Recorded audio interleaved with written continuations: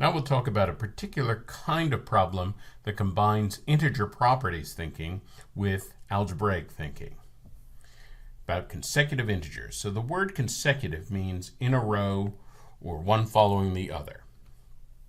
So the term consecutive integers could mean any number of integers in a row. Could be the numbers from 1 to 100 or just 1, 2, 3. Those are consecutive integers. In fact, a set of 3 or more consecutive integers could contain both positive and negative numbers if the set contains 0. So for example, the set of 3 numbers, -1, 0, 1, those are 3 consecutive integers, and one is positive, one is negative, and one is neither positive nor negative. Some basic facts. A set of n consecutive integers will always contain one number divisible by n. Now, why is that?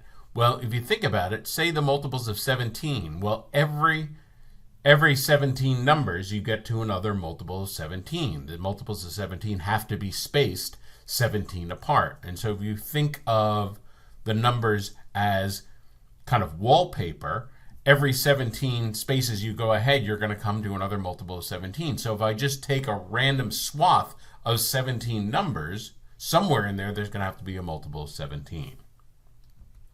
So for example, here, I have 7 numbers. And so it's guaranteed that there's going to be one number divisible by 7 in this group. That is guaranteed, and that one is 21. If I go larger, it's not necessarily guaranteed. As it happens, there is a multiple of 8 here. There's not a multiple of 9 here.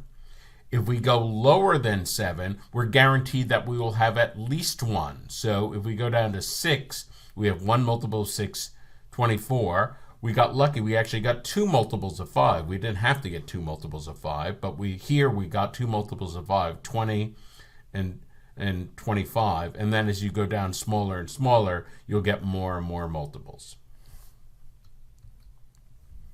If n is odd, then the sum of a set of consecutive integers will always be divisible by the set. So let's take these same 7 integers, we add them up, they add up to 161, and 161 is divisible by 3. And in fact, notice that when we divide it by 3, we get the median of the set. The mean and median of the set is the middle of the set. And if there's an odd number in the set, the median will be a number in the set. This is something we'll talk about a little more when we get to statistics.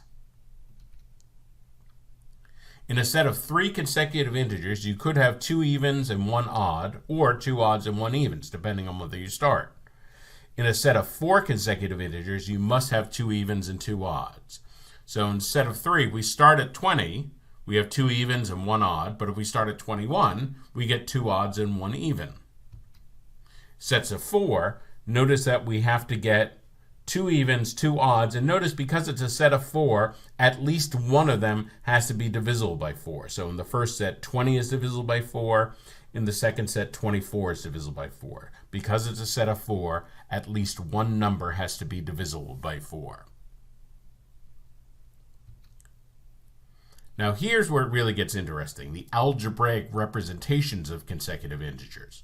It's relatively easy to recognize consecutive integers when you're given actual numbers. The test likes to give algebraic representations of consecutive integers. So what does this look like? Well, for example, all of these are sets. So n plus 1, n plus 2, n plus 3, that's a little more obvious that we're getting the numbers one after another. It can also be with subtraction or subtraction and addition, n minus 2, n minus 1, then n plus 1, then n plus 2, that's fine. N plus 15, n plus 16, n plus 17, it would be odd if that were the case, but notice those are still spaced one apart. And so as long as n is an integer, then all of these will be sets of consecutive integers. Here's a practice problem. Pause the video and then we'll talk about this. Okay.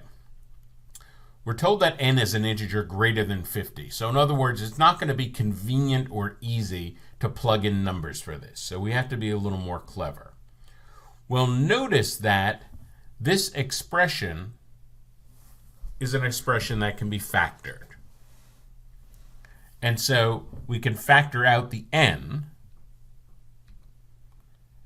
and then rearrange the terms.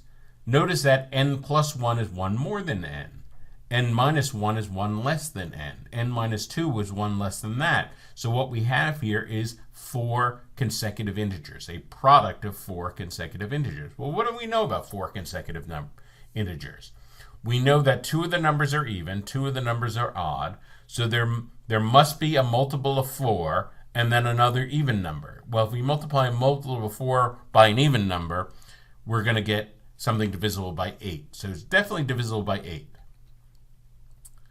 We have a multiple of 4. We also have a multiple of 3. Well, anything divisible by 4 and divisible by 3 is going to be divisible by 12. But 18 we don't really know. You see, 18 is 2 times 3 times 3. Are we going to have 2 multiples of 3 in this set? Well, maybe or maybe not. You know, if we had 11, 12, 13, 14, that would just have 1 multiple of 3, 12. But if we had 12, 13, 14, 15, then we have 2. We could, by chance, have 2 multiples of 3, but we don't necessarily have to have 2 multiples of 3. And so we can't guarantee, because this is a must be true, we can't guarantee that it's divisible by 18. So we'll eliminate that, and the only ones that work are 1 and 2. Sometimes the test may also ask about consecutive multiples of a number. For example, 25, 30, 35, 40 are consecutive multiples of 5. 35, 42, 49 are consecutive multiples of 7. 48, 51, 54 are consecutive multiples of 3. 65, 78, 91, and 104 are consecutive multiples of 13.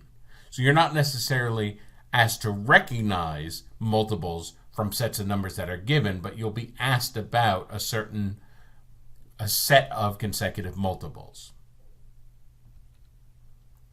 So here's an example question. Pause the video and then we'll talk about this.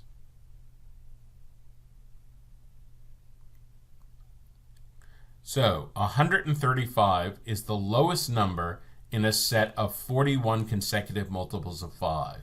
What is the difference between the lowest and highest numbers in the set? So this is kind of a sequence in a way. We know the first number in the set is 135. The second number is the next multiple of 5, so it must be 135 plus 5. I'm just going to write it like that. The next number is going to be 135 plus 5 plus 5, or 135 plus 5 times 2.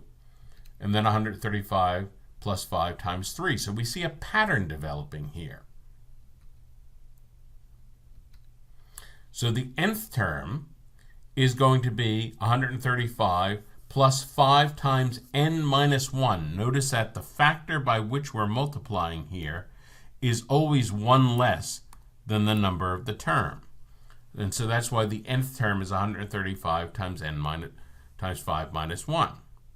5 times n minus 1. So the 41st term is going to be 135 plus 5 times 40. I'm just going to leave it like that.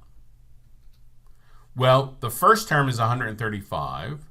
The 41st term is 135 plus 5 times 40, and we want the difference. What's the difference between the highest and the lowest? So we subtract and cancel out the 135, and the difference is just that product, 5 times 40.